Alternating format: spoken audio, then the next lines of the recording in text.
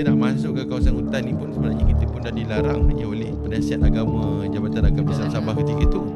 Dia kata kalau kamu nak masuk, dia kata jangan masuk sampai Long Pasir. Dia kata Long Pasir ni orang yang sangat ekstrim dengan Islam. Memang satu proses yang kita kena lalui. Macam contohnya macam saya pergi ke Sabah 2012. Kita nak masuk satu tempat, mungkin kalau boleh check dalam Google kan, kita nampak satu tempat nama dia Long Pasir. Long Pasir ni berada dalam kawasan Sepitang lah. Kena melalui satu hutan 140 lebih kilometer lah baru sampai. Dan 100 hutan ni dia adalah hutan balak yang mereka ni tanam pokok-pokok akasia untuk tujuan dekat Sepitang ni. Dia ada kilang bangun buat kertas kita pakai kertas A4 ni kan. Dekat Sepitang dia ada. Dan balak-balak tu, pokok-pokok akasia tu digunakan untuk buat kertas ni. Jadi maknanya berapa tahun sekali mereka akan tebang dan mereka tanam balik. Kita nak masuk ke kawasan hutan ni pun sebenarnya kita pun dah dilarang sebenarnya oleh penasihat agama Jabatan Agama Islam Sabah ketika itu.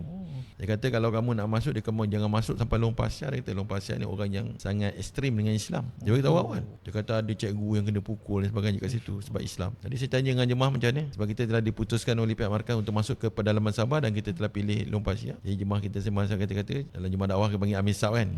Dia kata Amir Sab, sama ada agama tersebar atau kita mati di jalan Allah. Oh, perkataan dia tu. Nampak macam senang kan? Saya tak apa. Saya pun pergi kedai, saya beli 4 set kain kapan. So kita sewa 3 Hilux untuk sewa 40 hari tu RM15,000. Tak campur dengan barang-barang yang lain ni. Sewa Hilux tak masuk lagi dia punya diesel dan sebagainya. Minyak dan sebagainya. Rasa untuk total lah, sebab kita kena beli genset, kita kena beli alat canvas dan sebagainya, alat-alat perkemahan. Sebab kita tak tahu dalam tu kat mana kita nak tidur. Dan kedai salam tu dia tak boleh dah masuk keluar tak ada barang ni lah.